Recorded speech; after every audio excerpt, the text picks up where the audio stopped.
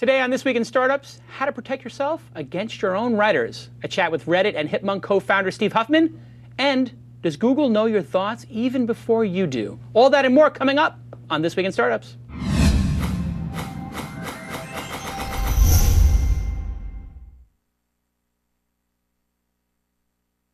Spiked out, I could trip a referee. Tell by my attitude that I most definitely from.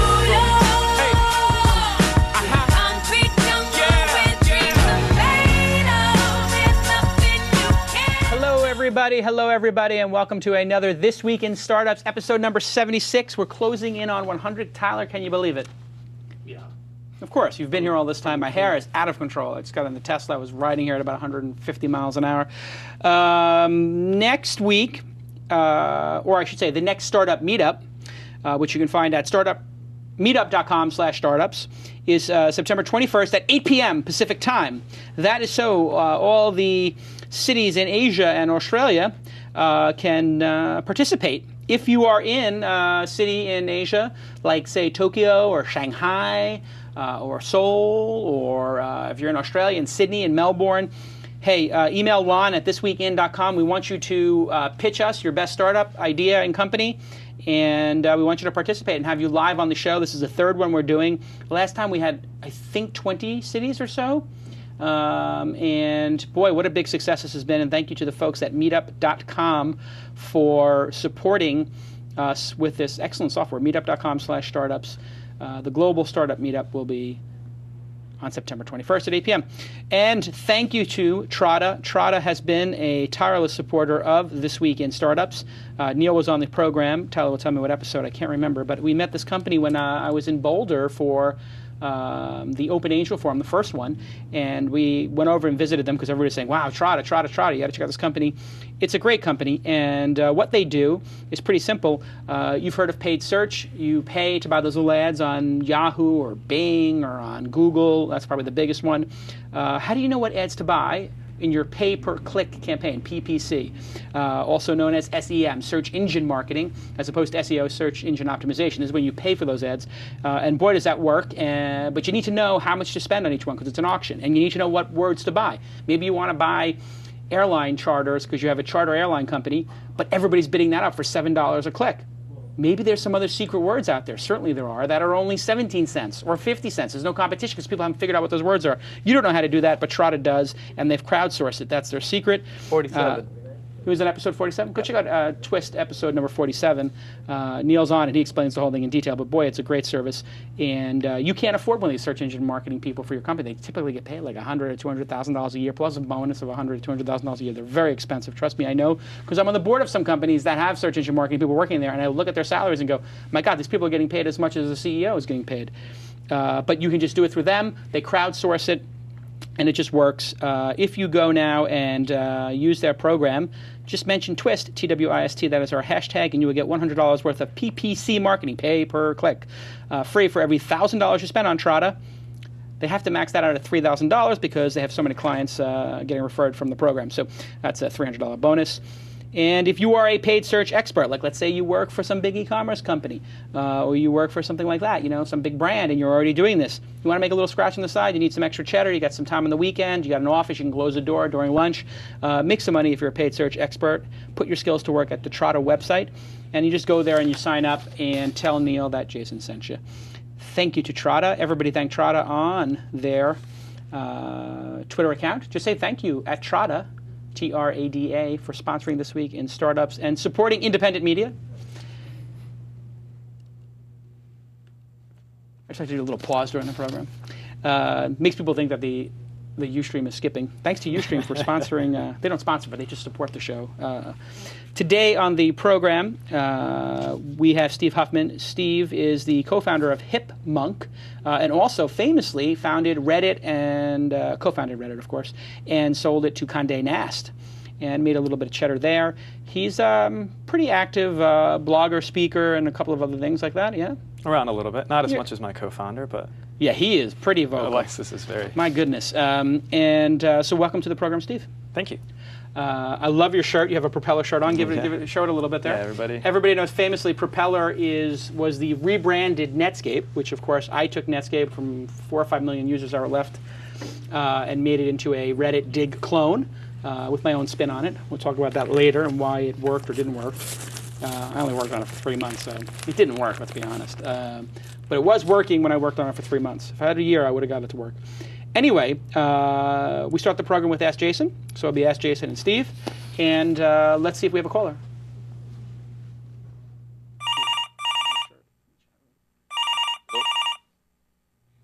Awesome. Okay, so we have on the line Matthew. Matthew, where are you calling from? Calling from Saskatoon in Canada. In Canada? Startup companies in Canada. Is that correct? Yes, absolutely. And I see that you work part-time as a flight control expert or something like that. You're in a control tower? Or is that just the dorkiest headset I've ever seen in my life? Hey, call quality, call quality. It's unbelievable. Did we send you that? Or is that your own? I bought it just for this, actually. Really? It is Yeah. awesome. What brand headset is that? I think it's a Microsoft something or other. Really? Wow. You Life seriously look like a pilot. chat. That Why, is thank awesome. you. Or you look like who is the guy in Lando Calrissian in Cloud City? The guard who had the earpieces. yes. Remember? And he Lando Calrissian could talk to him, and activate him through the thing. Somebody's got to look up the name of that guy. You look like that guy. Anyway, you have a question for us. Let's hear it. I've got an idea for a niche review website. In addition to writing some of the reviews myself, I'm considering recruiting other people to help with the reviews. And I was wondering if there are any legal steps that I should take to protect my website if I have a falling out with a writer. Is there something I should get them to sign? Should I consult a lawyer? How did you protect yourself with Engadget? This is a great question. Any project that you're going to do, that's a serious project, you should have legal protection and you should do it right. You can take risks, but if you build something of value and you've taken this risk, it can be a real pain in the ass because then you got to go back and get people to sign things for work they've done. And of course, getting people to do that after the fact becomes very difficult. So what you want to do is to be upfront with people and tell them what kind of deal you're offering. There are many different deals that writers will accept.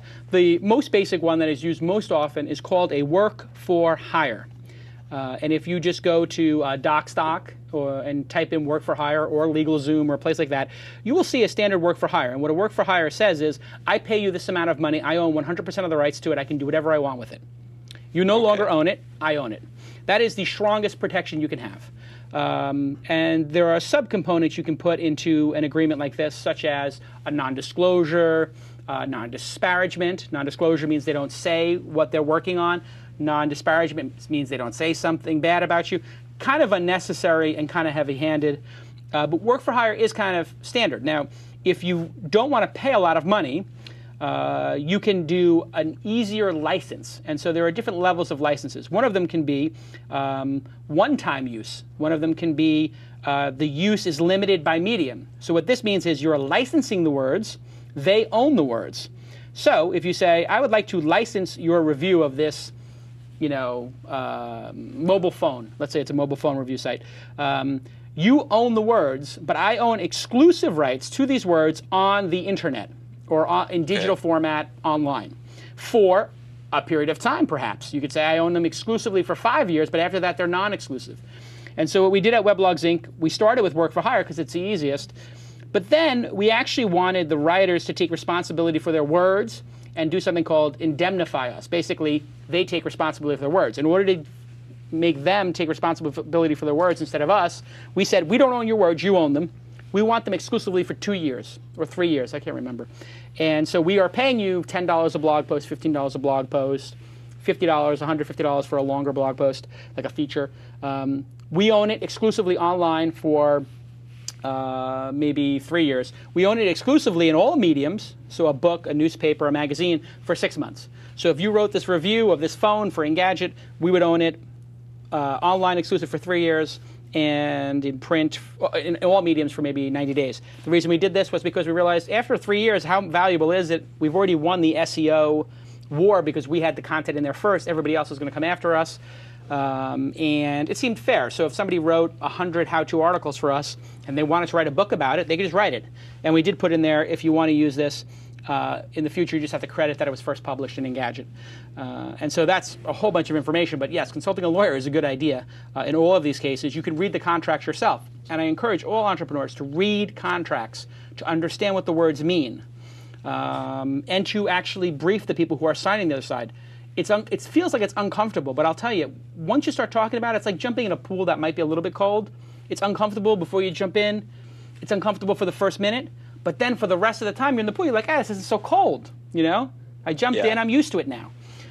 Anything. I talk about the legal arrangement and all the details up front. Steve, do you have some experience in this, some thoughts? Sure. Definitely reading contracts. Lawyers have this monopoly on difficult verbiage, I suppose. Sure. And that it's almost like this barrier to entry. It's a non-existent barrier to entry, though. And so once you start paying attention, it becomes quite simple. And then you're exactly right. You can have a conversation with everybody, and everybody's on the same page, and it works out a lot nicer in the long run. It's actually like obscurification in order to maintain their position in the ecosystem. Exactly. Some people might say. So a lot of times they'll write things that are just confounding in order to make you dependent on them. So you have to suck on the teat of your lawyer. Very weird metaphor. But it is true. So what you want to do is, I write things in plain English, and I send them to Joey Tran, the greatest lawyer in the world for startups at Fortis. And Joey at Fortis, Fortis, plug for my lawyer, I'll just say, point 1, I own the domain name. Point 2, I own the trademark This Week in Poker. 3, we co-own the rights to the content and the videos that are made on This Week in Poker. This is the actual deal with the This Week in Poker guys. So if they leave, they own co-rights to the show, the video, because they're producing it and they brought some extra things. I don't know the exact details, but I'm giving you another example. But I'll write that out, 1, 2, 3, in bullet points, called the letter agreement. Just write it in plain English as best you can. And then you get the other counterparty to read it and say, do you have a problem with any of these 4 bullet points written in plain English? And now what you've done is you've trumped your lawyer, you've trumped the other party who you're negotiating with from doing something with the legal language, and you've just basically demystified the whole thing. Demystify the whole thing, write it in plain English, and then you have the email trail of you writing it in plain English. I would sometimes do just a letter agreement with people with the bullet points and ask them to sign and initial each of the bullet points, send it back to me, not even contact my lawyers. Just have them sign the letter agreement and just sign the bullet points. It's written in plain English, so there's actually less to interpret. That's a little high-level ninja startup stuff, but with that, you may not want to do that when you're starting out. But I suggest do everything right from the beginning on a legal basis. It'll make your life much easier. And this is especially true with developers of technology and innovations. And you want to make sure you pay people. If you don't pay people, it can open up to problems in the future. So if somebody says, I'll build the website for free for you, and you don't pay them anything, and there's no written agreement that you're doing something for them, or you may pay them on contingency, then later on, you sell the company, you sell Reddit, and people go, wait a second, you have to make a representation when you sell this thing that you own the code. Where are the agreements with the people who wrote this code? Who wrote this code? And then in our due diligence, we want to see their work for hire agreements, and you have to represent to us when we give you this big pile of cash with Reddit logos all over it, that you actually own this stuff. You went through this process. We'll talk about it later. Due diligence is a harsh mistress. Yeah, it's a harsh mistress indeed. Tyler, anything to add? No. It's worth doing it, and that shouldn't really be that much cost involved. No, but I mean, when you're a startup and it costs $1,000, it's a lot of money. Well, go on DocStock first, like you said. Work. Yeah, go on DocStock first. Get the stuff for free.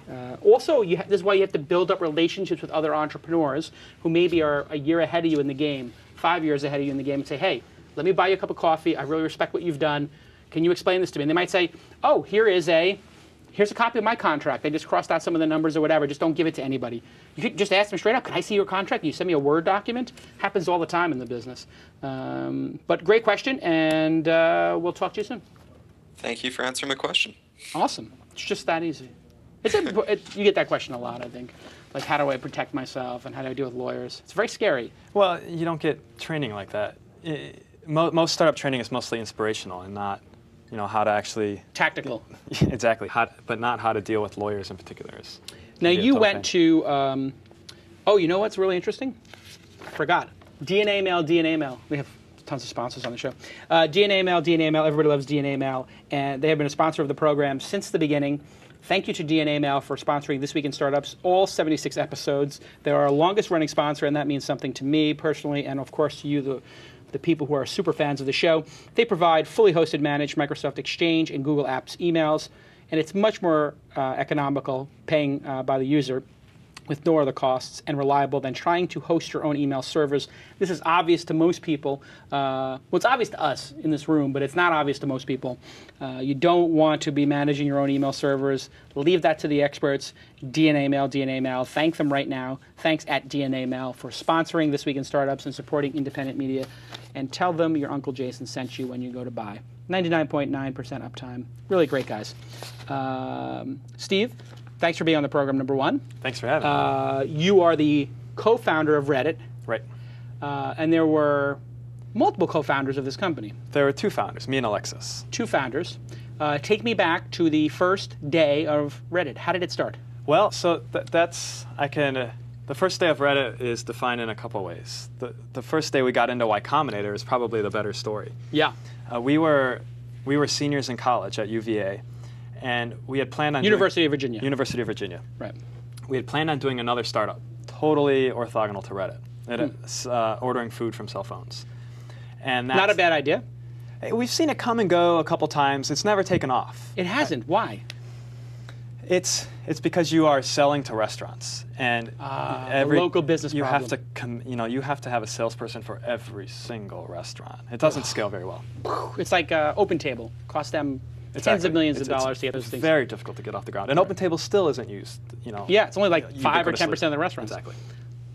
So you guys can that idea. Well, so that spring break, Paul Graham was giving a talk at Harvard called How to Start a Startup.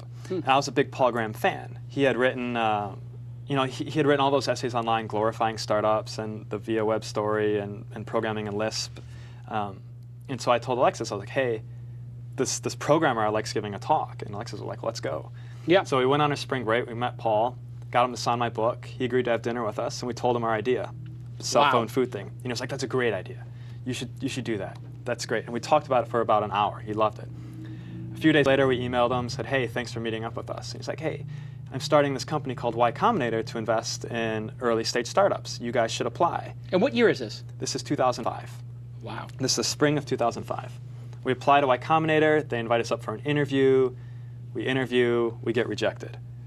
We were so pissed. We were like, Paul, what the hell, Paul? Like you said we were getting in. We were on the train ride back to Virginia, and he called us, and he said, we really like you guys. We just don't like that idea. If you want to work on something else, come back, and we can figure out something else. Wow. So we got off the train. We were in the middle of Connecticut, got back on a train going north, met with Paul, had this brainstorming session, and out of that came the beginnings of what would ultimately turn into Reddit.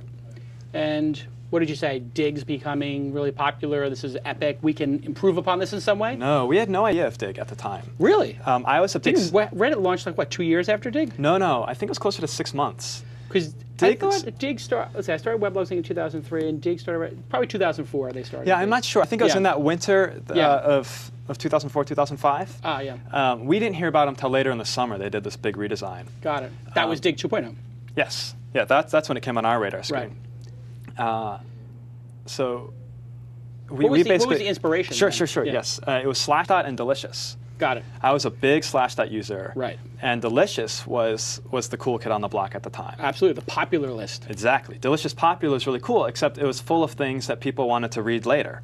Right? People use Delicious when something is too long and boring to finish now. Yeah, or they don't want to lose it, and they... Exactly. Yeah. So we wanted reference material. We wanted Delicious Popular, but for new and interesting content. Right. So yeah, people always riff on us for being a Dig clone, but we were more than anything else a Delicious clone. Well, and Dig itself, Kevin always says his inspiration was Slashdot. Yes. And I don't know if he gives Delicious credit or not, but I've always heard him give Slashdot credit. And Slashdot, of course, was the precursor to social news because why? How did it operate? That was sort of... I mean, well, they had... So the users would submit the stories, the editor... Rob Mulda and I think and others would choose them, but it had what was most important about Slashdot and most important about Dig and Reddit were the communities. Right. Is Slashdot had that super loyal community. Right. Of very intelligent developers. And that was the experience I had on Slashdot. It was very similar to what people have on Reddit, which is you don't even look at the story, you just read the comments and hang out and have a good time. It really is like a proxy for just a community. It's like, here's a bunch of news clippings and headlines, let's discuss. Basically. And people think it's not that. They think it's something else. Social news is about how things bubble up. Social news is a lot more social than it is news. That's an interesting point. 80% social, 20% news. Exactly. And the interesting thing about Slashdot was it was curated. It wasn't populist. I mean, anybody could submit, but you were actually selected by a curator, and it was one curator. Yeah. Yeah. You decided, let's make this democratic. Yes. And that was mostly out of laziness. We didn't want to have to curate the news. The fastest way to find what's new and interesting is to farm out the problem. That was our reasoning behind a lot of things we did at Reddit. Right. We tried to do a lot of things automagically. We tried to do recommendation engines and do all this fancy learning stuff, but it was just too hard. So our kind of mantra was let the humans do the hard part. Right. And so we just tried to push everything to the community. And even to this day, the design has not changed that much. No. The design philosophy is Craigslist, let it be clean and simple. Is that your aesthetic? Clean, simple, content heavy. We were trying to cram as much. I mean, the first versions of Reddit were almost twice as dense than what you have here. You had not just the headlines, but the story abstracts? It was just a headline and then a thin row of buttons, just super compressed. Right.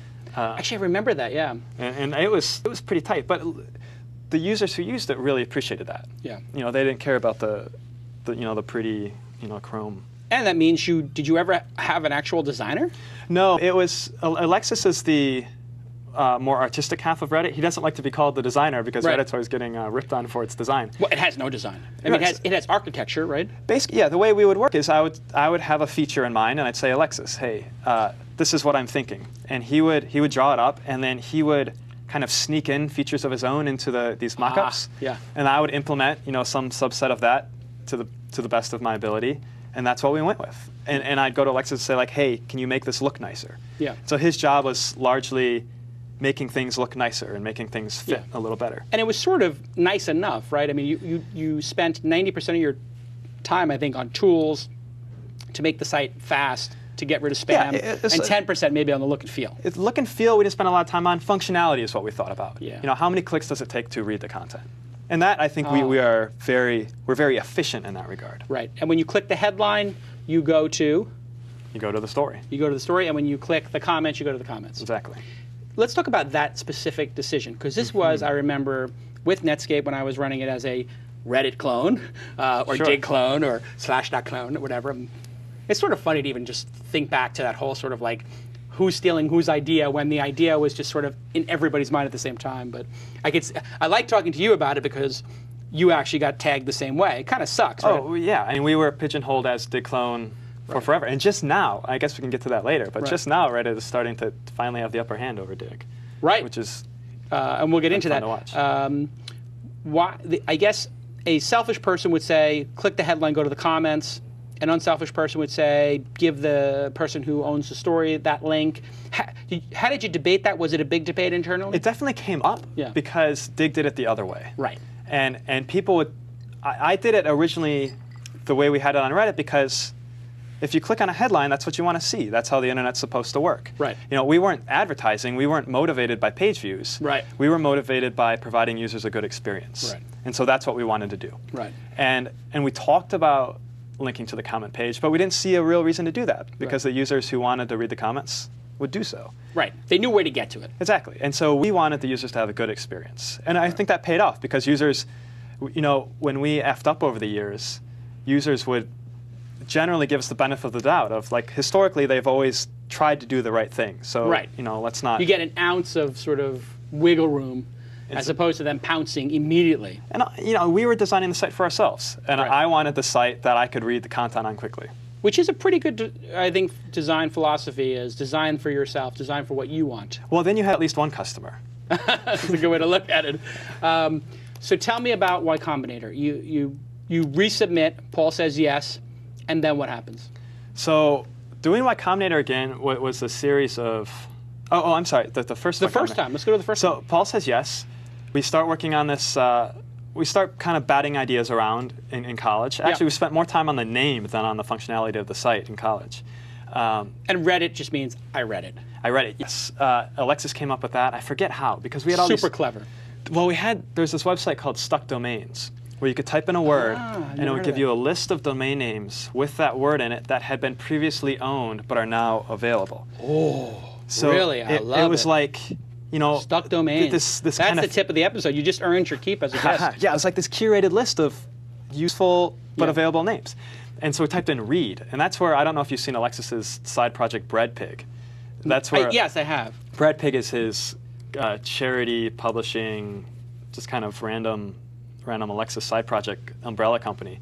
But Breadpig came from typing read into Stuck Domains. I have a tip, since we're talking about these things, that I got from Nick Denton. A site called OneLook Dictionary Search has something called a reverse dictionary. I just pulled it up here. And it's sort of like a thesaurus, but if you were to type something like guru, right? So let's say you were doing an answer site. It will do a reverse lookup of all the different thesaurus words related to guru. And you get all these teacher, leader, sage, whatever. And a lot of them are not direct hits, but you can get some good inspiration there. And actually, it was the way I found the domain name Gadling, which is actually a word in the dictionary, which means like a vagabond who travels around. But I typed in hobo and got Gadling, and I was like, nice. This is the greatest domain name ever, and it still is the travel site at AOL that we saw with them. Domain names are just infuriatingly frustrating. It's sad to say, it's one of the hardest things about starting a startup, is getting a .com. It's unless you have a pile of cash. Unless you have a pile of cash. And the trend these days is to start a company under a lousy name, raise a pile of cash, and flip it. And then go buy the name you really want. Yeah, Delicious was del.ios. Yeah, we can all thank Josh Schachter for starting that trend. Yeah. Did he really start that trend? Yeah, I think so. It was. I just got launch.is for the launch conference. Oh, hey, congrats. And I thought, gee, I actually kind of like it because it's like launch is, and then you can put a word after it. It sort of becomes like a marketing thing. But still, I would rather have launch.com. What are the other tricks of getting a great domain name that you've learned over the years? Oh, I don't know if I have many tricks, because this is very painful for us. Yeah. I mean, our rules have always been something that, I say this knowing that we own Reddit, my rule was something that you could spell. If you told it to somebody, they could spell it. And Absolutely. Of course, Reddit does not. Alexis and I we got in this argument over Reddit, because I was against it. And I said, we'll go out, ask the 10 random people on the street how would they spell Reddit. And if one of them spells it correctly, dinner's on me or whatever. Yeah. First person we asked was this tourist from South America, barely spoke English. She spelled it correctly. Wow. And then nobody else for the rest of the night could spell it correctly. Right. But I lost. You still lost right the bet. on the first one. I have a similar rule, which is, can you say it over the phone to somebody and they can type it in? And they get it, which is the same thing as spell it. Can you spell it? And that's where But then again, we did Engadget and Joystick, which both of those have terrible, people would type in IN gadget, and people would type in Joystick If ICK. you hang around long enough to become a brand, it's a non-issue. Right. And everybody always says that, like, it's a stupid domain name, bad domain name. And then it's like, well, I mean, Yahoo is not the greatest domain name. I mean, Google's not the greatest domain name either. But right. you can stick around to make it into a word, and then that's the end of the story. People were at the same time frame you guys were coming up in Weblogs Inc. back in that Web 2.0 phase. Flickr was also dogged all the time. Like, oh, God, how could you have a misspelled domain name? And it's like, well, Google solves the problem because people just started search. Exactly. Explain to the folks who don't know Y Combinator, I can't believe you're listening to the show and don't know it, what exactly it is and what it's like to go there, what is the first day like, et cetera, how long is the program, what are the terms of the program, et cetera. Sure. Well, a lot of these things have changed over the years. Right. When they started, it was very exciting for those of us who were Paul Graham fans and kind of into that scene. But it was 3 months long. It was the summer. There were 8 startups that basically were all starting startups at the same time under the tutelage of Y Combinator. And we'd have weekly dinners where we'd get together and a speaker would come in, and we had accountants and lawyers and previous startup founders. And that is the main get-together gathering, is the weekly dinner. Yes. And at the end of that first summer, we had a demo day where we pitched to investors. And over the demo day, the first demo day was a very sad affair compared to what demo day now is. Right. At the time, there was, I think, like one VC and mostly Paul's friends from ViaWeb. Not to knock them, they're all very nice guys and gave us great advice. But that wasn't the focus of the summer. The focus of the summer was just building startups. Right. And it's morphed How many over the weeks? years. I guess it's 3 months, so, yeah, 12 weeks. And it was in Boston the year you went. It was in Cambridge. Right. I think they did a couple sessions. They did summers in Cambridge and then winters in Mountain View. And they went back and forth a few times until Paul and his wife Jessica had a baby. Right. And then they said, forget it. Yeah, the weather's too nice, Boston. we're not going back. And Boston still is a little bit bitter about it. I was in Boston, and some people were like, God, my Combinator left. And yeah, I mean, it's kind of lame. Like, get off his back, right? Yeah, I mean, guy does a lot of good stuff, and then they give him a hard time. So you go through this 12 weeks, you get to meet great people, but you're basically working on your own, and they give you, what, 10, 15, 20 grand? Yeah, at the time, the standard deal was $6 grand per founder. We took that deal. I know others in our group were a little bit more astute and negotiated better terms, and that's still the case. Right. Because, so it's a negotiation. I mean, it's a business, right? And that's how it works. And for the 15K, or whatever it winds up being, or the 6K, which is $500 a week, which is basically enough to pay your rent if you're living together in a studio apartment. Rent? Yeah, but you live in poverty. Ramen. So that's part of the gestalt of it is to. Definitely. I mean, kids, you're coming out of college, so right. you've been living in poverty for 4 years. Right. You know, another 3 months isn't going to change anything. Right. And it's all young people out of college, at least when you went. At least when I went, yes. Yeah. Now it's changed a little bit. You might get some people who are. Well, startups come into Y Combinator having been in existence for a year and a half. Right. Second time around, already have fundraising, and they're not coming for the money. They're coming for the exposure and the advice. Which is amazing because the deal is 15K for what percent on average? What is the shelf deal? Oh, well, you've done 2 of them. So I know what our deal was when we started. It was 15K at like $100,000 pre-money evaluation, which is like 14% or something. Pretty painful. Wow. So now, they get like basically 15% for 15 grand. But the standard deal now has gotten much, much better. I don't know what it is. When we came back, we just picked different terms, and Paul was happy to have us. But even the deal at 15%. I mean, people would still do it, I think. Oh, I have no regrets. Yeah. No regrets. Are you kidding me? Yeah. Especially now. If you are a first-time startup founder, just out of college, don't have a reputation, give up 15% of your company and you're anointed. Use the reputation of Y Combinator. Yeah, you're basically anointed. It's such an unfair advantage. How? Well, you get access to. So first of all, you're getting great advice from Paul and company, and then the speakers these days are top-notch. Right. You get founders of any big Silicon Valley company has come through there at some point. Yeah. And then you get access to press. And then you get demo day, which is 2 days of the biggest investors there are. Yeah. Why? I mean, why wouldn't you do that? You'd be it's nuts. Basically they've taken 3 or 4 of the biggest pain points, like how do I do this? How do I take the time off and pay for my living expenses? How do I get press and people to know about my startup? And how do I get meetings with people who can grow my business? Yeah, it's like, you were just talking about the trouble with lawyers. Right. Well, they have a lawyer on retainer who helps you with all of those, at-will employment docs and getting incorporated. Right. So you get this, MBA in 3 months. It's awesome. So what? It costs you a few $100 grand. Big deal. And now the deal is more like 5% or 6%. Is my understanding. Yeah, that's what people are saying in the chat room, and I think it's about 5 or 6%, which I think is too low. I think it should be just 10%. I mean, and he takes common shares too. Yeah, they are very nice investors. Yeah, they don't get in the way at all. They take common shares. They don't have liquidation preferences, and they don't care. I'm with them with the taking common. I think that's kind of cool because they're really not putting up that much money. I can tell you if I did it, I'd be like, I'm getting 20%, period, out of the gate because it's an opportunity cost in time. I could be building Mahalo, I could be building Weblogs Inc. I mean, Paul Graham is doing this like a monk. I mean, he gets such a small percentage. Well, it's monk-like. But he's spraying the infield, right? He's just got. That's a good point. They did 36 startups this round. They did 36? Oh, okay. So 6% of 36 is. I mean, they're doing okay. I guess that makes it a little bit easier to swallow because then if you think about it, it would be like having 15% of 12 or whatever. And I'm not even convinced they're doing this for money. I mean, this is a major. I know it started off as this kind of social investment hack thing, just to see if we could, and they've really turned the investment world upside down. I think so. I mean, they're largely responsible for this kind of micro startup. The micro startup, the super angel, this kind of because Y Combinator has been historically very anti-VC, right? Pro-founder, anti-VC, and they've really anti-bad VC, basically. Exactly. Yeah. And just basically pro startup. Right. And they've really made the experience a lot better for a lot of startups, I think.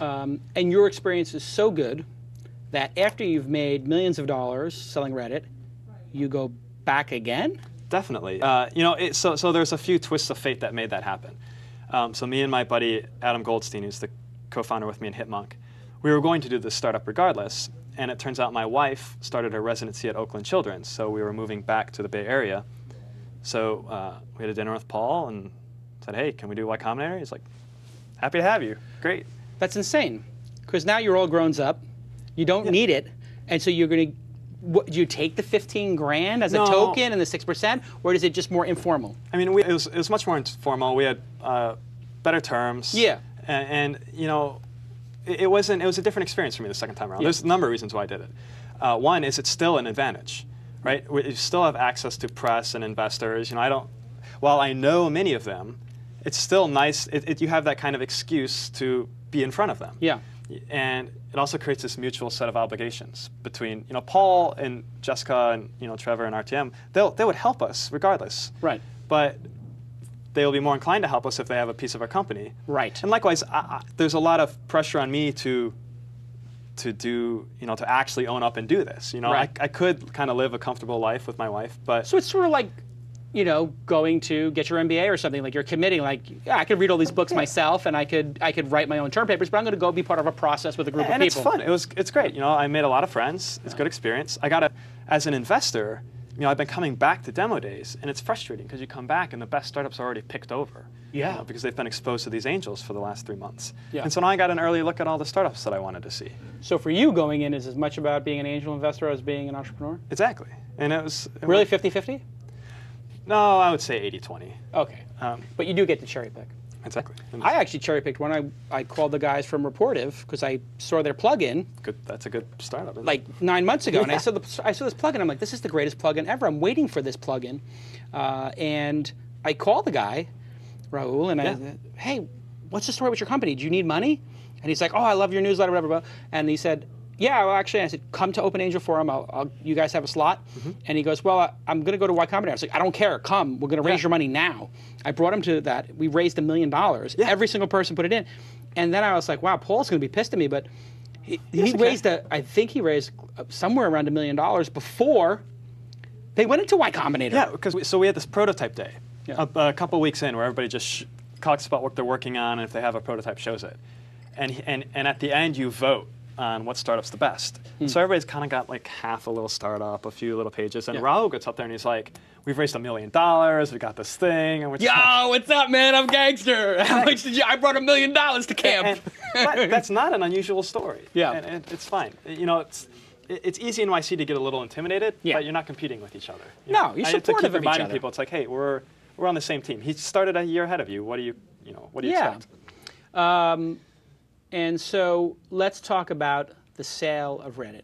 You guys are 3 years into the company or so? We were 16 months, 17 months. Wow. We only 17 months. Yeah, let's see. We started in June 2005 and sold October 2006. Wow. And we saw, actually, Weblogsing saw right before you. I remember this. Okay. And we were 18 months as well. So when did you run a process, or did just Chris Anderson was like, I like this, and he called you? So it wasn't Chris Anderson at all. It was this fellow named Karosh. Karosh Karamkhani was the biz dev guy for Condé Nast. I think it was called Condé Net at the time. Yeah. And so he had been hired by them to basically get them back online. Condé Nast is a media company, but they were... online presence sucked. They're known for... I said it, you didn't. Yeah. They're known for... I'm not allowed to say it for like 2 more months, I think. No, they know it too. I mean, they basically had they have things like the New Yorker and Vanity Fair. Those people weren't even online. Yeah, they're known for Vogue and Wired Magazine. So they had Wired Magazine, but not Wired.com. Lycos owned it. Right. Which was owned by Daum in Korea. Just this bizarre common situation. So Karosh was hired. First thing he did is he bought Wired.com. Right. I think he was actually hired. He approached them and was like, I'm trying to raise money to buy Wired.com because he was in love with Wired. Right. And they were like, well, why don't you buy it for us and we'll pay you to do so? And so he acquired Wired for them, and then he came around to us and bought us. And then he later bought Ars Technica. So they actually bought a couple of good internet brands right off the bat. $30 million for Ars Technica, $25 million for Reddit. Was it ever public, or is that just speculation? Yeah, that's just speculation. Right. But I mean, even if it was $20 million or $25 million, it's an incredible payday for, how old were you at the time? I was 22. 22. and you get a little bit of an earn out, so you're probably getting half cash, half whatever, but you stuck around for 3 years at Condé Nast. You did your time. Yep. And now you move on to Hipmunk. But let me ask you this. Are you guys, like, who is inside of Reddit giving Condé Nast a hard time? Like, it feels like you guys are biting the hand a little bit. What's going on there? So that definitely started during my tenure, and Right. has definitely picked up steam since I've left. It's Condé always brings it on themselves, to be honest. For the most part, they've stayed out of our hair. I used to speak very highly of Condé. You know, Yeah. big company, like Right. the second largest media company in the world or something like Right. that. Buys a small startup and lets them do their thing. Right. And they did. I mean, that's Yeah. what they told us they're going to do, and that's what they did. And we would just have these occasional issues Right. where Condé, usually PR's motivated or advertising Right. motivated, would do something. We would say, no, like, this is not a good idea. We're sitting community on is this gonna like be- powder keg of Yeah. users. Trust Just our judgment. Let it slide. Yeah. And they just, it's most recently with this marijuana ad. Yeah, so fiasco. explain that controversy. So the backstory is Reddit, after I left, you know, there was only 4 engineers? Right. 5. After I left, we were already short-staffed. We Right. couldn't hire. I left. I was the lead engineer and left. You got 4 people running a They're site. desperately trying to hire. Yeah. Condé's, been squeezed because of the economy. They don't want to hire. Yeah. And so Reddit is, and the story to us had always been, don't worry about making money. Just Right. grow. Yeah. Just grow. And They that's what- want the uniques. that's what we did. And then all of a sudden it changed overnight. Well, you can't hire unless you're making money. It's like, well, Wait a it's like we second. ended those relationships. You know? flipped they flipped the script on you. So they start doing self-serving advertising. They've got a salesperson now finally. They're starting to make money. I love the advertising, by the way. Very much like the Dig ads, where it's in the same sort of format. It's just self-serve. Beautiful. Yeah. Buy your own ads. It works well. You get great click-throughs. There's still a pretty irrational market. You can get a pretty good deal. How does it work? Because I'm looking at it right now, and it really is kind of cool. You get the first spot, and you can cycle through them, and So, it just you looks like the pay- normal format. You say you give some amount of dollars for some amount of days, Uh-huh. and you get pro rata page views for your percentage of the pool. So if I put in $100, and 9 other people put in $100, I get 10% of the page views. So depending on how many people are in the pool, it could be an extraordinary deal. Exactly. And do you know what it typically winds up being on a CPM basis? CPM is around. This is a Single digit, fairly low single educated digit? guess. It's like 10 cents, something like that. Wow. It's pretty low. And do the users click it, or are they pissed off about it? I mean, it's a pretty hardcore user base. What do they think of It it? depends on the ad. It depends on the ad. Yeah. If you turn commenting on, you write a headline. If it seems like any story on Reddit, whether it's an ad or a regular submission, if it seems like you're a part of the community or are trying to understand it, they'll give you a shot. You know what? I'm going to try. I love this idea. Hey, Tyler, can we make a note to put the next Open Angel Forum date up there and ask people to submit their startup companies? And then we should also put up this episode of This Week in Startups and see what happens. Or a previous episode. So the click-through will be great for those because it's startup-related content. Sure. If you say Reddit founder on there, they'll get some they'll bonus, go crazy. they'll Well, get bonus this clicks. one should naturally get to the top. So what happens? Somebody buys an ad for smoking weed? Okay, so and then there's the other type of ads. We saw the picture ads on Sure. the side of Reddit. Yeah, Those 300 by 250 medium rectangle. Those go through the normal sales process of talking to a salesperson. So this company or whatever organization it was who supports this Prop 19 to legalize marijuana comes to Reddit and says, we'll pay $10,000 to run this ad on Reddit. Hello. And Reddit's like, Yes. please. Yes. Please, we'd be happy to have your ad. And this I is, would be happy to have that ad on This Week in Startups, just as a note to the person. And Condé was like, no, you can't do that.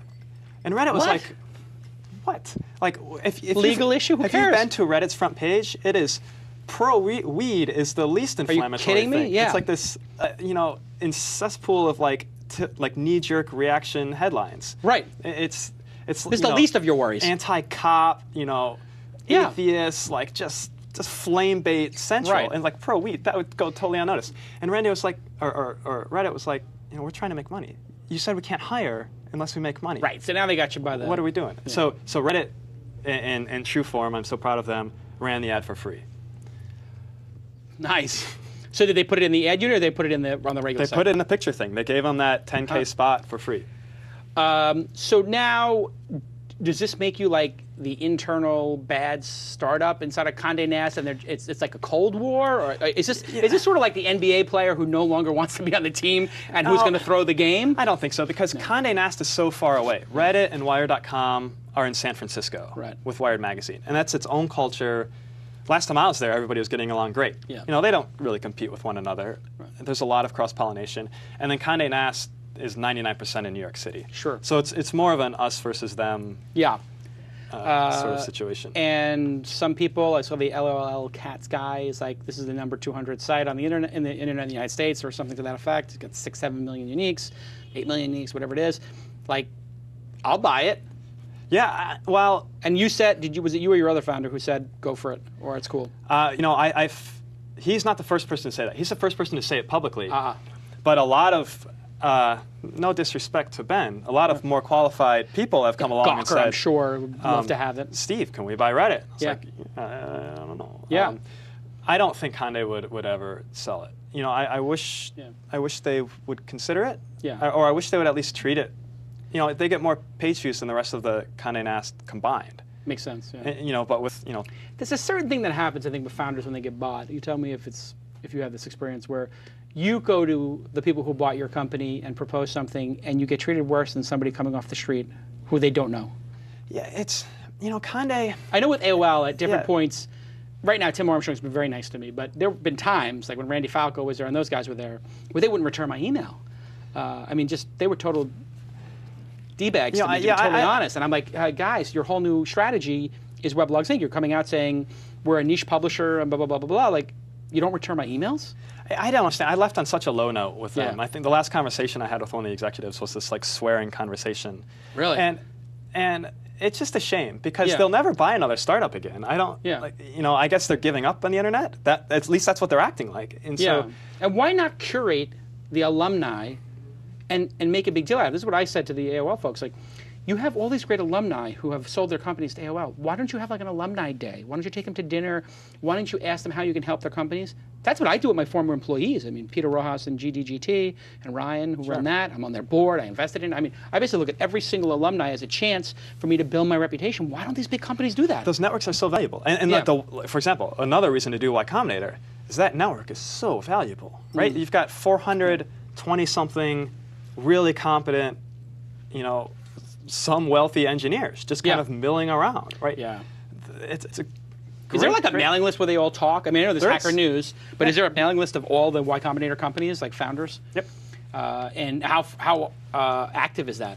A few messages a day. Oh. It depends. You know, I need an engineer. I need this. You know, my buddy's looking for a job. That's seriously awesome. Let's talk about Hipmunk. I have it here on my screen. Okay. I see a chipmunk with goggles on. Yeah, very one day And we it says can... flight search. Yep. I am going from So do SFO to JFK. SFO. Very nice with the drop down. JFK. Boom. That took no time. Yeah, pick a day. Okay. I will pick Monday, and I'll come back on the following. I'll come back a month later. Maybe longer. One person. Coach. No. Business. Yes. Well, do Coach. Coach makes okay. for a better demo. We'll get more results that way. Okay. Sounds good. I'll pretend. I'm gonna take Tyler with me. Okay. We all know you fly first. No, I don't.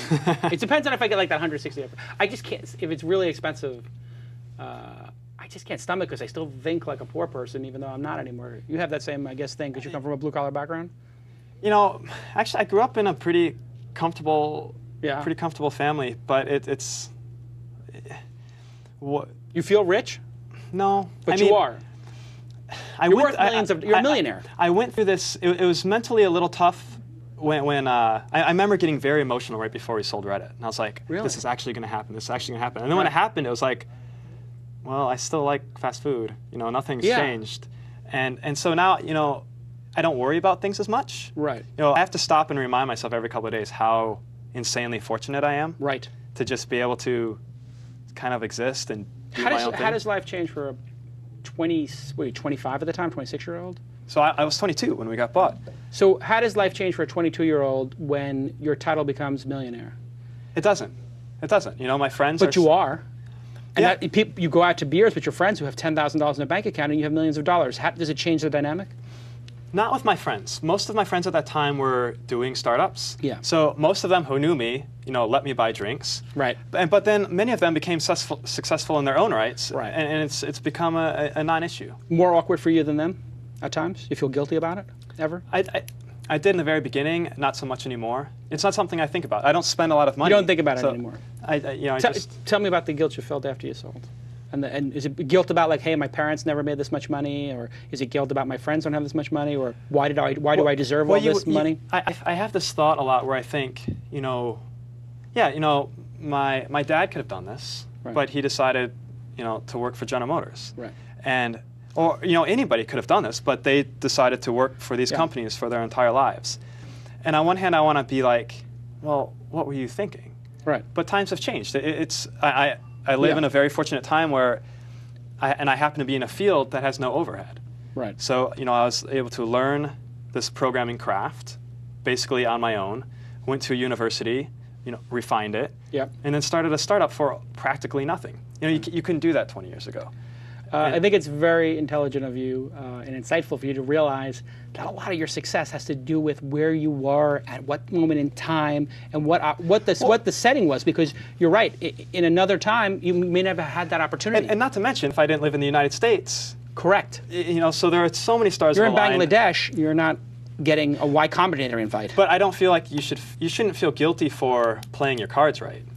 Right. Right. You get dealt the hand you're dealt, and it's up to you to play it however you like. Well said, well said. Okay, so let's go back here onto Hipmunk, your new startup. Okay, so what am I looking at? What do I see here? These are search results from San Francisco to JFK. So the first thing you notice is we display the results in this graph form. Right. It allows you to see the flights. Yeah. Hey, wait a second. Can I show something here? Sure. Pull my screen up. You do like a certain font, and you do like that logo on the top left. I just want to point out. If it's not broke. It's not broke. You like the top left. Okay, so you have a little bit of the same font and color, which admittedly is the internet color that Google uses as well. Yeah, you definitely see it's the same guy. Yeah, same guy. So these are search results from SFO to JFK. There's a couple cool things we're doing that aren't instantly obvious. Okay. If you look, well, the first thing is we sort the prices, or we sort these flights by agony. If you look by agony, if you, kind of in the upper left there, it says sort by.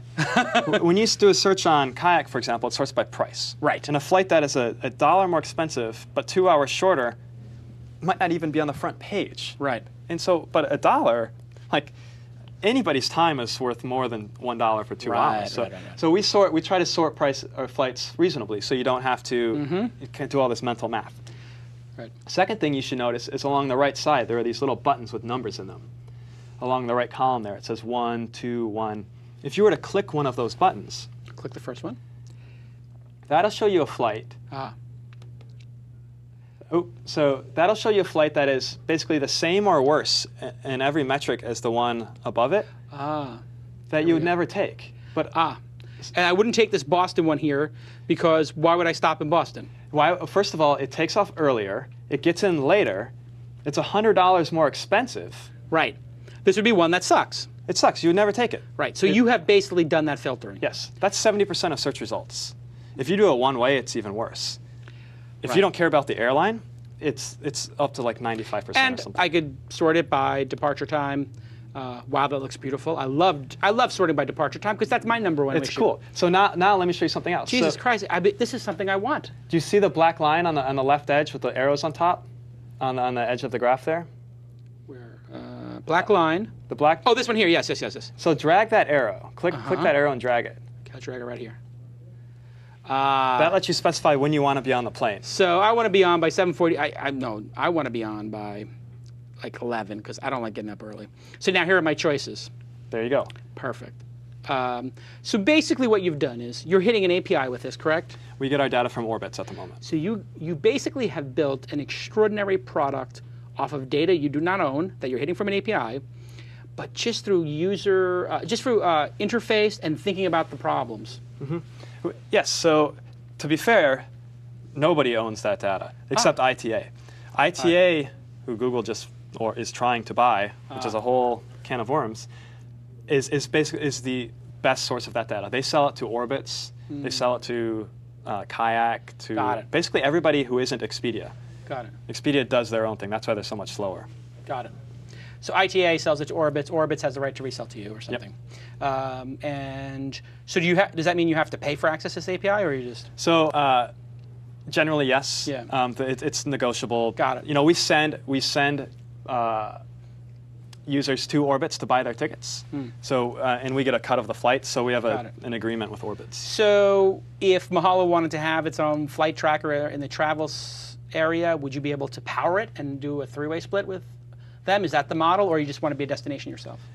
At the moment, we'd like to be a destination. Yeah. You know, white labels is not something we're opposed to. Right. It's also not something we're actively. Not white label. How about co-branded? It's something. Because it seems like a lot of those people do that. Like Expedia has, like, oh, you can put an Expedia box. Yeah, we're not philosophically opposed to that. Yeah. There's only 2 of us, so we haven't done it yet. This is a 2-person startup. Yep. And how long did it take to build this site? About 2 months. 2 months. And how many people are coming to it every day? 1,000 people? 10,000 people? Yeah, it's you know, the number I look at is tickets sold, and we're selling about $70,000 in tickets a day. No. So yeah, we did $1 million in sales as of last Monday, after 3 weeks. Wait a second. You got to be making 3% on that. That means you're making 30 grand a month already, 40 grand a month. Well, we haven't been online a month yet, so. So the verdict is still out. We'll see. But seriously, I mean, what are the fees like? What is that something you have to negotiate, or is there a standard fee in the affiliate world for these? There is a standard fee. What is? Through Orbitz. Is if you start through their OSA program, which is how we started, they pay $3 per flight. And then they pay some percentage for hotel if you buy upsells. Yeah. Now, you can negotiate your way out of that, which we are trying to do. Very cool. And you can always go to another provider. So this is brilliant. You built a startup for 2 months. It's making money already. The light startup movement is in full effect. This thing's hosted on, I'm assuming, like EC2 or something. Exactly. So it's costing you $500 a month to host it. Maybe. Maybe. And absolute genius. You don't need a VC. You can fund it yourself, which makes them want you 100 times more. You've proven that you're a product guy, and that's basically what it's about. If you can build great product, you can write your own ticket. That's what we're trying to do. You know, we just sit down and say, if the perfect thing existed for buying flights, what would it look like? Or if the perfect thing existed for reading news, what would it look like? And then we just build as close as we reasonably can. Love this industry. Hey, it's you can. It is beautiful. You can build a castle out of nothing. It's unbelievable. Before we go to the news, Dig 4, personalized, trying to crack the sort of one homepage system. Good idea or bad idea? It would seem empirically that it's a terrible idea. Why? Well, so I don't know the details of what they've built. I've just seen the ramifications of it, or the result where their users are just freaking out and leaving. I mean, Dig is basically turned into my RSS reader from 3 years ago. Right. The whole point of what Dig and Reddit and others were doing was let the users choose the news. And now they're giving the power back to the content providers. Right. So. So a bunch of nonsense happens. The Reddit users or the Dig users themselves start putting Reddit stories on the homepage, which becomes incredibly meta. Yes, you know, I'm not quite sure how that happened. I remember going to Dig and then seeing every story on the front page of Dig, or at least in their most popular section, with links to Reddit, which, you know, was fairly amusing to see. And insane. But hey, you know. Kevin Rose, what are your thoughts on him as an entrepreneur? I don't know him very well. He's done some pretty successful things. Yeah. You know, he's done Dig, he's done Revision 3. Yeah. So the guy clearly knows how to get a company off the ground. You have big respect for him? Yeah. Sure. Yeah, okay. Pretty diplomatic. Is there beef between you guys? Is it East Coast, West Coast thing? No, I've never really met him. I met Jay, you know, the other Dig founder at one point, and he's just the nicest guy I've ever met. He is. He was very, very, very nice. So I can speak more accurately about him because I've actually met him. Yeah. Great guy. Gotta have him on the program. Let's bring Lon in to do the news.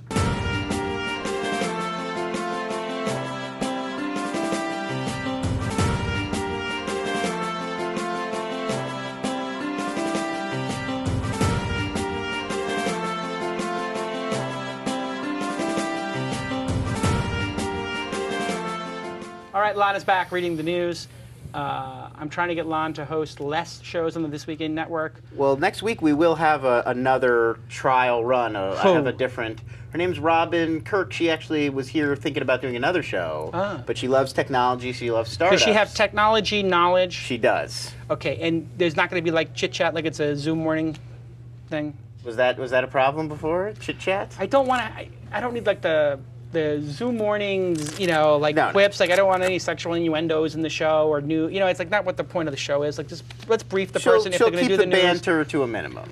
The banter. The newsreader is supposed to read the news. Yes. I give incredibly insightful stuff. Then you have an incredible guest who gives something even more insightful, and then Tyler comes in with an actual real insight. Sure. And that's the trifecta. Right. The newsreader doesn't need to be involved in that process. They need to serve up a softball so that the three people in the room can. Lucky for me. Lucky for you. Yeah. You're just throwing up softballs, It's but that's easy. the role. I mean, Right. let's make sure we brief the person on what the role is because the other person was a little bit too chit-chatty and. She was a little nervous. She was a little nervous. I know it's was her intimidating. It's tough the first I time. don't think she was bad. I need, and I want to try 10 people before we make a decision full I know. time. No, so we're gonna So if try anybody else somebody would like else. to try out to be the newsreader, contact Lana this weekend. Let's hear the first story. Okay, so Google Tyler, unveiled. please pay attention during this. I know you're working on your startup company, but I would like to get one insight out of you before you leave the show. Think hard now. Think hard.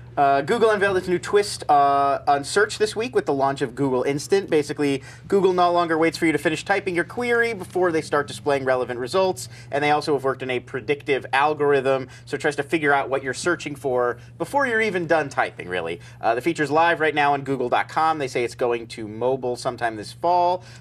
Bing director Stefan Weitz had an interesting kind of counter-argument. He said, first of all, this really isn't anything new. They can already do this with Bing APIs. It's just the speed and the scalability that Google has sort of mastered. He also states, quote, it's not about giving you much more links faster. It's really about getting you the information you need to make a decision faster in the format that makes the most sense. Yeah. So do you think this fundamentally changes search? Is this a really wildly new idea? And how is this going to impact SEO? Okay, I have it up on my screen. You can pull it up. And as you see, when I type insights, it is changing the results, and it's giving me Google Suggest. So Google Suggest they've had for a long time. You've seen it all when they do the drop-down. So insights from TY, I get Tyler. This makes it easier for people. It's really Google Suggest, which makes it easier for people to find something to search. That's been around for a long time now. It's been a default. Right. So I think people are confusing Google Suggest with this, which is the search results changing. The truth is, I'm not looking at the search results. I'm looking at Google Insights. I think it's kind of gimmicky, but it does save a little bit of time. And if you do start with the actual noun, so if I was typing in San Francisco, it does get interesting. If I type in San Francisco, Japanese, now it's starting to get interesting. So if you start with a noun, something proper, and then you're doing secondary keywords, it is interesting to look down below them. But on a lot of searches, when I'm typing insights from Tyler, it's too niche, too long tail, and none of these things have to do with it, so it has no value. Right. So depending on the search value, it's going to have no impact on SEO, zero. What had impact on SEO was Google Suggest, because people would, when they're typing in green tea, then hit the drop down and say, oh, look at benefits. And there's some knuckleheads who they want to know why green tea is good for them. It's like Idiocracy, where they're like, green tea good, and they don't know how to use the word benefits. So they can't think, their vocabulary is so limited, they can't think that benefits would be a good thing to type after it. So basically, Google Suggest was to teach dumb people how to search. And that's really the biggest thing. But I will say, it's brilliant, and Google is on right now. They're entering a golden age, and they are crushing it. And it's the Facebook competition that's got them that way, and now it's the Apple competition with Facebook. It is on like a Donkey Kong. I love it. I love an industry that's massively competitive. I loved when it was Netscape versus Reddit versus Dig. That was awesome times. Everybody brought their game up to a different level. Competition is great. It's what America was built on. It's what the economy was built on. Sure. What do you think? I think you get the search results faster, but they're the same results, and you can't. That much changing on the screen is too hard for you to read instantly. The auto suggest box, I think, was pretty cool. That changed the way I searched. But having the whole page changing over and over, you can't parse it as fast as you can type anyway. So, when you're done typing, you have the results, so that's an improvement. Yeah, I mean, that is the improvement. It's saving. This is what I've had many talks with Marissa. She's a friend, even though Tyler dropped a tray of glasses on her head one time.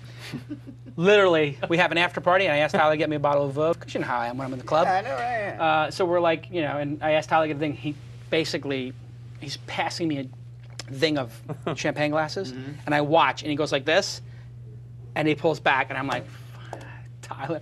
And you watch like 10 champagne glasses go, and then he just whole flip straight, and right over Marissa's head, and she goes like this, and literally 10 glasses bounce off her shoulders, and they break. And her husband, and fiance, there, whatever. And I am mortified. Tyler is mortified. Tyler, you sent her a box of champagne afterwards? I corresponded with her after that Yeah. and pleaded to try and make good on the whole. I told you, send her a bottle of... I would try to. Her assistant wouldn't give me an address to send it to and all that. Really? Good luck selling that startup to Google. Honestly, Yeah. honestly, bad on you. Get today, Yeah. go buy Pierre Jouet Yeah. with the 2 glasses, hand-painted, and send it to her and say congratulations on this. And just send it to Google Marissa Mayer today.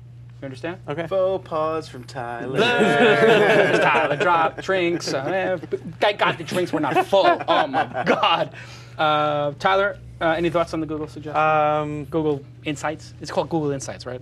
It's called Google Instant. Instant. Yes. I do love the fact that they were gangster and like, come to our event. We were doing a keynote. Yeah. Like it's on. They made a big splash. They knew This is going to be the top story of the week. my prediction. There are going to be 10 of those a year from Google. They're going to have 10 events a year bringing this stuff out, and they're going into Apple, like, we want to win mode, because Apple is becoming totally gangster. But anyway. Yeah. Well, Google just doesn't make products as good as Apple does. True. It's going to ring hollow if they don't come out. You know, They have to bring it. Apple's power, right? Is they rarely have a conference without like changing the industry. True. I would say every third one they do something evolutionary. Sure. Like, I think this last one with Apple TV and the new Shuffle and all that stuff, that was evolutionary. It was nothing in that. The iPad was revolutionary, certainly. Actually, you know what? Ping and I take it all back. I think Ping and Game Center were revolutionary. They are derivative, but it's going to have a revolutionary effect on the industry. So I guess what we're talking about is it revolutionary on a product basis or revolutionary on an impact basis? Sure. So if you define it as both things, you're right. Yeah, Google products seem to take so long to get a foothold. Gmail. Yeah. I mean, Gmail. Well, Gmail was actually a great launch for them, right? That was. Because with that beta, they were the first to do the beta invite thing. You have 5 invites. Were they the first to do that? It was I can remember. certainly the biggest. It was the first one I participated in. It was First like, one for give me me an too. invite. Yeah. That was cool. But they haven't done a whole lot since then in terms of product They bought launches, have they? Analytics. They bought AdSense. So those are 2 huge, amazing products that you can't deny them. Gmail is a product you cannot deny them. Picasso they bought. They kind of slept on that one. They buy well, but it's hard to have these big, press event things when you're buying companies that already exist. Right, yeah. With huge that already have user bases. Right. It would be like Yahoo having an event like, and here is Flickr, and it's like, wait a second, I've seen this before. Next story. So the next story kind of links up. According to data from ComScore, Facebook has surpassed all of Google's sites, including Search, Gmail, and YouTube, in web traffic. Americans spent 41.1 million minutes on Facebook in August, compared to 39.8 million on Google sites, and the next lower down was 37.7 million minutes on Yahoo sites. The results, we should add, not pinpoint accurate, estimated based on data from the site servers and reports from 2 million internet users. So how significant is Whose this? stuff is this? ComScore. Yeah. Okay, anyway, keep going. So is this significant at all? And how significant is it in the ongoing war between Facebook and Google? And is it fair to make a comparison? Because that doesn't mean people are using it less. Like, Google is really fast, and Farmville you can get sucked into for hours. Yeah, so here's a chart from Silicon Alley Insider with the same data from ComScore, which I wouldn't trust ComScore's data literally to, like, if they were a recipe site, I wouldn't trust them to boil water. I mean, I just think they have the worst data ever, and I hate that company, as you know, because they tried to shake down startups. I know. But they flipped after I put the heat on them. But here is the interesting thing. Even up until earlier this year, Yahoo had the largest time spent on the site. Right, yeah. Now, this is not revenue.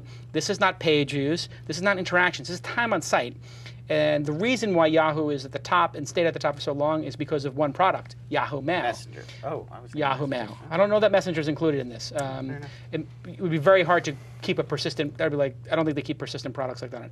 But the reason you see Google sites growing there is because not just the increase in search, but Gmail's ascension over those years, and Facebook is growing because of photo sharing and games. I would say primarily. So you're right.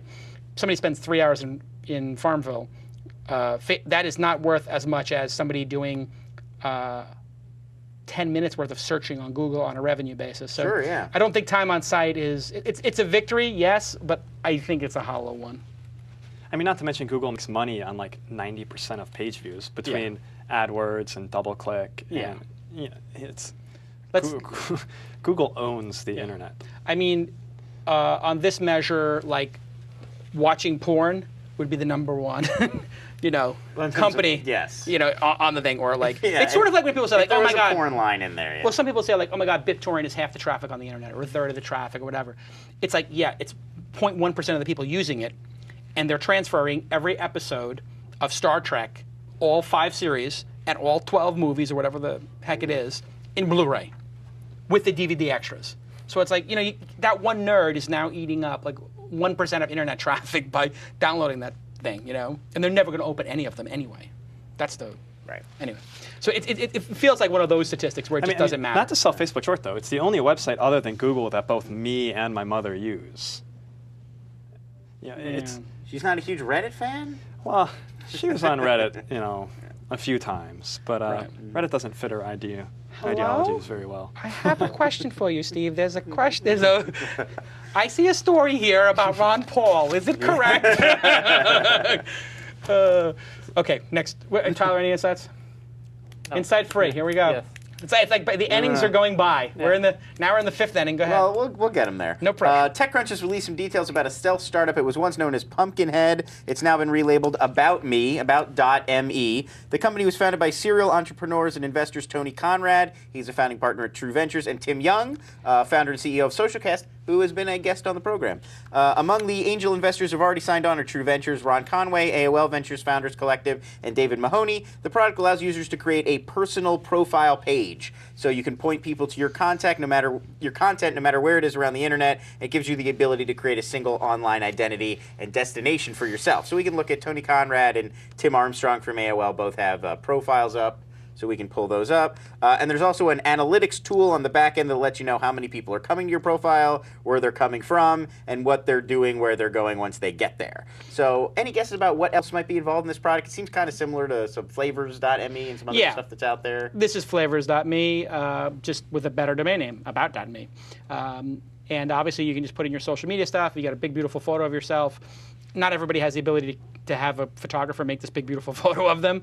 But it does look nice, and it's a nice business card, and it would be a great place to consolidate all your stuff. But what you notice is these two gentlemen have like gorgeous photos that have been retouched. And then, it is basically Flavors.me. I saw this movie before, Flavors.me, which actually 2 of the former developers here at Mahalo are working there now, 2 of our remote developers. And, here's this is about me, this guy William Townsend. They basically have a directory of all these people, and you can see it's all beautiful photo with here's all my information. What's interesting about Flavors.me is that it actually, and I think I have one here, Flavors.me, is that they sort of syndicate all of your information. So here's mine. That I set up, and he's like, here's my Twitter stream, so I can open that. Although this looks really gunky with the text in the middle. Anyway, I'm more impressed by the domain name than I am by the product. I'm more impressed by the photography than I am by the product. Mm-hmm. There's something else going on here. They definitely have some other idea. I'm guessing social networking. Maybe put your graph in here or something like that. Well, with all those angels coming on board, it's got to be something beyond just it's a photo and then a link to your Facebook. Because there's so many other places that do that. Yeah. What do you think? What's there is, people aren't that interesting. Yeah. I don't want to go to a destination page for really anybody other than maybe a handful of celebrities, maybe. Yeah. And so certainly not my friends. So I agree with you. I suspect there's more, or I hope for their sake there's more. I guarantee there's more. Yeah. Time will tell. Yeah. Okay, next story.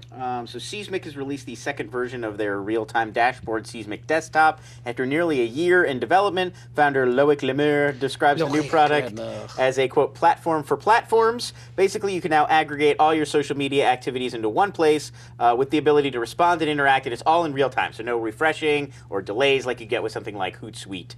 In addition to the basic functionality for your Twitter, Facebook, and LinkedIn, and Google Buzz, there's also an app store, so developers can offer plugins for other services like YouTube, TechMeme, FormSpring, and can alter some of the basic functionality, like you can put a clout score next to everybody's tweet or stuff like that. Lemire promises that the platform will soon be available on Android, iPhone, and Windows 7 mobile devices. So do you think this goes along with your sort of typical rule of don't build a service on top of another pre-existing service, or because he's doing so much with so many different services, is this sort of a different animal? You know, I use every like 6 months or 12 months, I try one of these tweet deck or whatever, and then I wind up not using them. I don't think they provide enough value, and I'm sort of friends with Loic. He offered for me to invest in the first version of C-Smink, which was video comments, which I sort of liked, but I knew that people don't want to be on video except for weird people who you don't want to hear from. So it's like the most interesting people don't want to be on video, and the people you don't want to hear from do want to be on video and comments, so I didn't think it was going to work. But sadly, I just don't believe in this. There's enough value in these third-party apps to actually build what I'll call a real business, like a real sustainable business. A dude business, 2 or 3 people, 4 or 5 people, yes. But I don't think it's going to build a big business. I don't think there's like this aggregator market for these apps. I don't know. What do you think? I spaced out after the 3rd use of the word tweet. It's buzzword bingo. Yeah. I mean, sadly, I think this is the thing about startup companies that I try to tell people. You're going to put the same amount of work into your company, no matter if you're going after a small opportunity or a big opportunity, a small vision or a big vision. You're going to work, hopefully, if you're a good entrepreneur, 12 hours a day for X number of years to try to make this thing happen. It's going to be your passion and whatever. So pick something big. You know, when I did Weblog Sync, it was sort of like medium, and then I was like, you know what, I'm going to do my next thing, Mahalo. I'm going to do something big. I want to change. I want to figure out knowledge search or whatever. Go something big. Right. You're doing something big. It's like flights, like travel. It's big, and this is going to work for hotels and other things. Obviously, you've got a whole concept here, and obviously, it's not just going to be what Hipmunk is today. There's going to be 20 categories on there, I bet, of visually representing all the different things, right? No contriving business models this time. Yes, exactly. Yeah, we're going to socialize the news, and then this one's like, you're going to buy tickets, and it's going to be a lot easier, and we're going to make a lot of money. I mean, I think that's what experienced entrepreneurs get to after a certain point, which is like, enough with the nonsense. Like, what's the big problem I can solve? Where's the money? Where's the big cheese? Where's the big problem? You know, go for the big stuff. You know, take small steps, but go for the big stuff. Next story. So another company enters the Deadpool this week. IAC officially is shutting down its RSS feed reader blog lines. It was purchased by Ask.com way back in February 2005 for $10 million. The site will go dark on October 1st. It lost a lot of its luster following the release of Google Reader, and as more and more of the industry moved to real-time news streams over RSS, its functionality became more and more updated. There haven't been any updates to it, or outdated, rather. No updates in a while. Doug Leeds, president of Ask.com, explained that the market for people who want to use a service like Bloglines has stagnated. People are switching over to real-time news streams like Twitter. According to IAC's market research, there's been a 20% decline in people using RSS as a whole. So, he's sad to see Bloglines go, and is RSS really dead? Can you really replace stuff like RSS and Google Reader with something like Twitter? Yes, people have already done that. My usage of Google Reader has gone down since Twitter and these things, you see things being socialized there first. And you have this level of curation that just automatically happens on Twitter. So I think that is a real phenomenon. I think there are some people hardcore who want to go into a reader every day, just like there are some people who get 3 newspapers a day, and that's part of their habit. When you say RSS research is down 20%, I find that shocking, that it's not 95%. Yeah, right. I mean, who still reads RSS? I can't believe there's still a market for it. Actually, I found this on. There's a couple different blogs where I was reading this, so and you, every I single guess. one. No, I was actually just going to the blogs in my browser. But yeah, the comments on TechCrunch and ReadWriteWeb and a few other sites were all filled with people who were legitimately saying like, "This is crazy. RSS isn't dead. I use Google Reader every day. I still love it." Yeah, but I think that's a hardcore. Yeah, that's a hardcore insidery group. I don't really think that a large part of them, the masses, are still Bloglines RSS or really ever were. They did have amazing search, and I had a saved search for years, and then something happened like 6 months ago where their search stopped, but they did their search where they only searched sources that had X number of subscribers, so it was like, oh, well, your spammers can't get in here. And it was Bloglines was a pretty cool feat of technology. Yeah. Like I remember that was actually one of the YC speakers, and I thought it was really cool what he was doing. Yeah. But then we were actively with Reddit, working towards the demise of, that sort of behavior. Right, yeah. Interestingly, in the chat room, everybody's saying, "I use RSS. I use RSS. I still love yes, it." you're listening to This Week in Startups. Right, okay, you are a huge nerd. We get that crowd. Very sad in a way because I was one of the first things that I use, and I'm sort of sentimental about it, so it's sad to see it go. But the world moves on. Indeed. It's shutting down on October 1st. October 1st, it goes dark, yeah. Okay, last story. Nokia will replace current CEO Olli-Pekka Kallasvuo with Microsoft executive Stephen Elop in the hopes of catching up to Apple in the smartphone wars. Elop was head of Microsoft's business division and has previously held top spots at Juniper Networks, Adobe Systems, and Macromedia.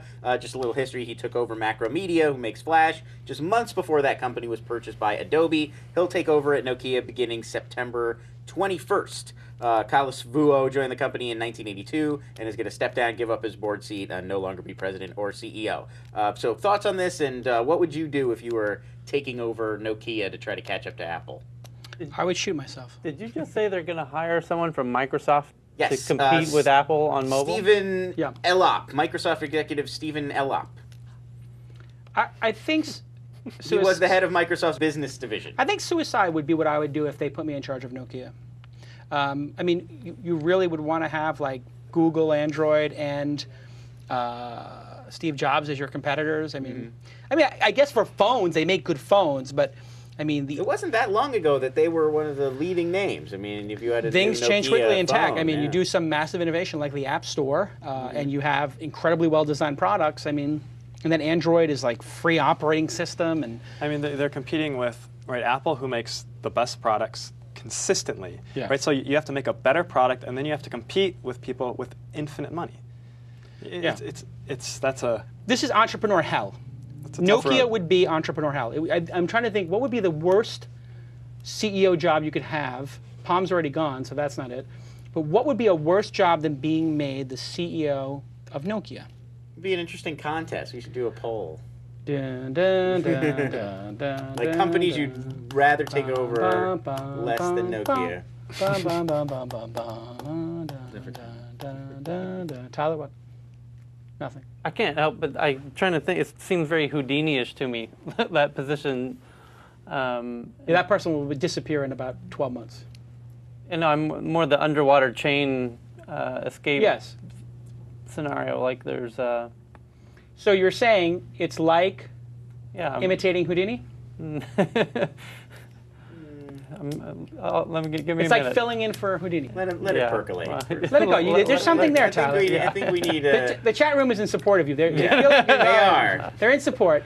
I think Nokia could also consider shutting down the company and giving all the money to the shareholders and giving all the user contracts to Apple now. I mean, as long That as they would don't, throw it I in. think that would Just actually throw it in. preserve the most value. as long as they don't intend on building a touchscreen smartphone, right? Because that battle, you're not going to win that battle. It's like, hey, I'll go write a search engine too while you're at it. Yeah, good luck with that. But there's space in the mobile market for people who don't want touchscreen smartphones. I mean, people want to talk on the phone, Yes, exactly. which is But- the iPhone's worst feature. But this smells like they want to compete with Apple in Apple's backyard, which is going to be a really Yeah, tough tricky. proposition. I mean, it's like playing basketball in the NBA during the Michael Jordan years. Like, Patrick Ewing deserved a ring, Charles Barkley deserved a ring, but they played against Michael Jordan, so like it's just like nobody gets a ring. Unless Michael Jordan was out because of a gambling problem or baseball nonsense or whatever it is. I mean, that's what going up against Steve Jobs in 2010 is like. I mean, It's true. last story. Well, actually, I'm glad you made room for one more. We have breaking news. It just went up, it looks like 12 minutes ago. When I TechCrunch ran has in been here. sold to AOL for $40 million. I'm on the Wall Jason Street Journal Calacanis right now. has been screwed. GoDaddy.com, the closely held company that registers internet domain names, has put What? itself up For an IPO? for sale. Oh. Could fetch more than $1 billion, people familiar with the matter said. Catalyst Partners, a boutique firm run by veteran technology banker Frank Quattrone, has been hired to shop the GoDaddy Group, Inc., which runs the world's largest domain name registrar. Private equity firms are expected to bid for the company, which currently has more than 43 million domains under management. GoDaddy did not immediately respond to requests for comment. Frank Quattrone, good friend of mine. He just did the sale of that storage company. There was a bid war between Dell, and they got 3 times as much as they were originally going to do from HP or whatever. So he probably made a couple of $100 million off that. Frank is a genius, and he will probably get them twice as much. I think that this should be sold probably to Richard Rosenblatt and be bundled into the demand IPO, since they already have a bunch of revenue. Now you got $3 or $4 billion, and then you got a huge currency and a lot of revenue to build more things. Thoughts on GoDaddy? Is that the registrar you use? No. What do you use? What do we use? I think we have Network Solutions. Back last time I bought a domain name, I used Enom. I don't even know if they're still around. Hover.com, sponsoring This Week in iPad. Great. What is Hover? They're a new domain registrar. It's from Two Cows. HOVER.com. HOVER.com. HOVER. And actually, if you go to TWIIP.hover.com, you'll go to our This Week in iPad branded page to go buy your domains. They're doing it. I mean, it's like they're the anti-GoDaddy. It's simple. It's straightforward. it's clean. I mean, look at that interface. Look at that beautiful man there on the front page. So basically, and so do we get like a spiff for every time somebody registers a domain? Yes, and Two Cows is a big domain registrar. Two Cows, and if you use TWIIP, if you use that code at checkout, you get 10% off. Wow. How come they're not sponsoring This Week in Startups? They love this is very cool. They love the iPad show. They're big fans of the iPad. Right. They want to reach the iPad users, and there you go. And they have a very Apple aesthetic philosophy. It's white, it's clean, it's organized, it's easy I like to it. use. It looks beautiful. GoDaddy's a little busy. I used GoDaddy for 10 years. Okay.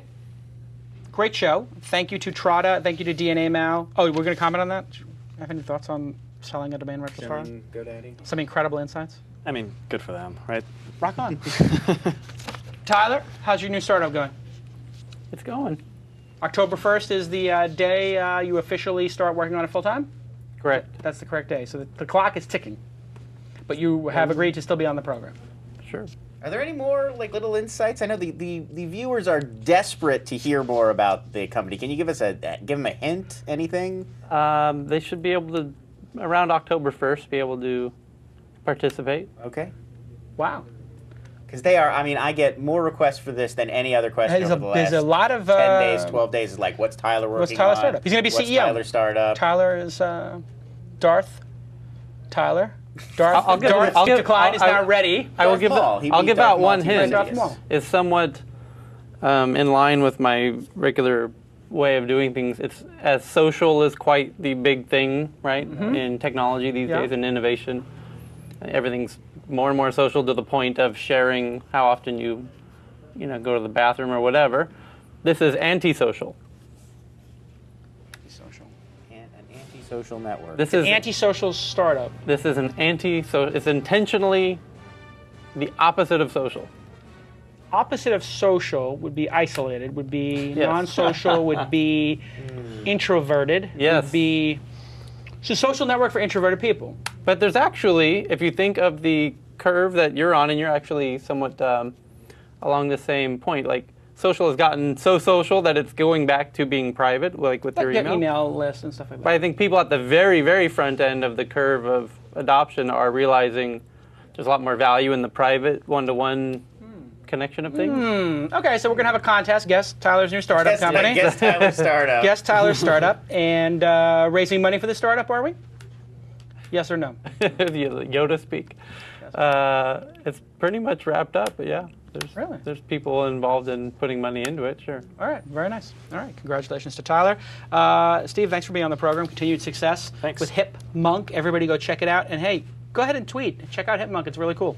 Also, when you get a chance, tell everybody how great DNA Mail is and Trada are for supporting independent media. We love that. If you're interested in sponsoring a show here, if you're interested in sponsoring my show, what is the email for the Sponsor at thisweekend.com. Sponsor at thisweekend.com. Yes. We still have no Jader. I can't get Jaders. We can't bait the Jaders. So if you would like to do a rant, and just email Lon at This Weekend. We're looking for people who particularly hate me, which there are a number of. Well, I hear from basically, I'm not hated on Reddit, but I am hated on Hacker News. I hear from Reddit's got bigger fish to fry. Yeah, they're like, Hacker News, though. That's like Jason Galganis is Satan. Well, no, I hear from cowardly types who hate you but don't want to face you. I hear from them. And they feel the need to tell me how much they dislike you, but they won't come on the show. Well, that's kind of it's not good. lame. I agree. On Hacker News, I am hated. Well, I'm hated by the SEOs. Well, okay, let me think. You got in an argument with Paul Graham at one point. Yeah. And I don't remember how I heard about that. Well, there was... basically, I said on this program, if you're a Y Combinator startup, and you show your idea to Facebook, you're insane. Yes. Because they will steal it. Yes. Oh, right, yes. And then Paul was like, oh, you're link baiting. And I'm like, Paul, don't dismiss me. I mean, I'm making a valid point here. that's important to entrepreneurs, and Paul's a smart guy, and he knows I'm right to a certain extent. Yes, there may be benefits to going to get a partnership with someone like Facebook. But I would say that the benefits are not worth the risks. What do you think? If you were starting Hipmunk, would you show it to Zuckerberg and co. 2 months before it came out? Well, so we are in a similar position, not with Facebook, but with Kayak and Orbitz and multiple billion-dollar companies. And at some point, you have to. Right. I mean, it helps to have. If you need their data. Right. Sometimes you have no choice. Right. It's not. I certainly wouldn't. I mean, I'm nervous showing Hipmunk now, but we can't grow without showing it. Right. So you have to walk that line. Do you want to grow or do you want to? Right. So you have to get as far as you can, but at some point. But if it's not necessary, like if it's not necessary, why would you do it? And it's just like I sort of feel like Paul unintentionally let the fox into the henhouse. These are the most untrustworthy guys in the business. I mean, this is the guy who's got a mountain of lawsuits against him for stealing. I mean, I'm not making this up. This is why when people tell me I'm going on some like tirade against Mark Zuckerberg or I'm jealous of him, it's not has nothing to do with that. I have many friends who are billionaires who fly me around on their private jets and take me to their summer homes, and I'm very grateful for it. I wish that Zuckerberg was one of my friends. However, if the guy gets a mountain of lawsuits like this and you just watch him wipe out startup by startup, oh, you have a great idea, it's going to be incorporated next week. I mean, they talk to Pincus, talk to Ev Williams, talk to Cora. I mean, their ideas were stolen wholesale and just instantly put into the product, and they were just given the finger by Zuckerberg, basically. Be careful. That's all I was saying. But anyway, so yes, I did get in a little bit of a fight with him, but... Yeah, well, better content. Whatever. I mean... it's really the SEOs who have taken it. Hacker News is a really great product, but it has gone downhill, hasn't it? Well, I can't say I'm a Hacker News user. I don't spend I have my home, and it's Reddit. Yeah, and you have work to do, also as a startup founder. Thank you to the crew here at This Weekend, doing a great job, crushing it. And you're the producer of this show? I am the producer of your show. Thank you for producing the show so well. My pleasure. Tyler, thank you for the insights. Well, no insights, but that's okay. Still were present. You ate your sandwich. Yeah. And we will... also, I'm busting your chops. Yeah. Everybody, please take a moment and follow this... What is my hashtag? What is my Twitter account? @TWI Startups is the show. So follow @TWI Startups on Twitter. And @TWI Network is the whole network. The TWI Network, which I really recommend. We tweet that. out all the shows. Yeah. But we just put Discuss. Discuss commenting system, pretty good. It's a YC company. It's awesome. I love their commenting system. Product. I hate that it's JavaScript, but I understand they need that for certain things, but it screws up SEO. Anyway, we put Discuss on This Weekend. So if you go to thisweekend.com/startups, please comment and tell us what you loved about the show, what you didn't like about the show. Share some insights with us. We want to try to get the community going there and talking, so we would love to hear from you guys. What did you like about the show? Who would you like to see on the program? Please, please, please go post a comment so we know somebody's watching the show. We'll see you next time on This Week in Startups. Spiked out, I could trip a referee. Tell by my attitude that I most definitely from.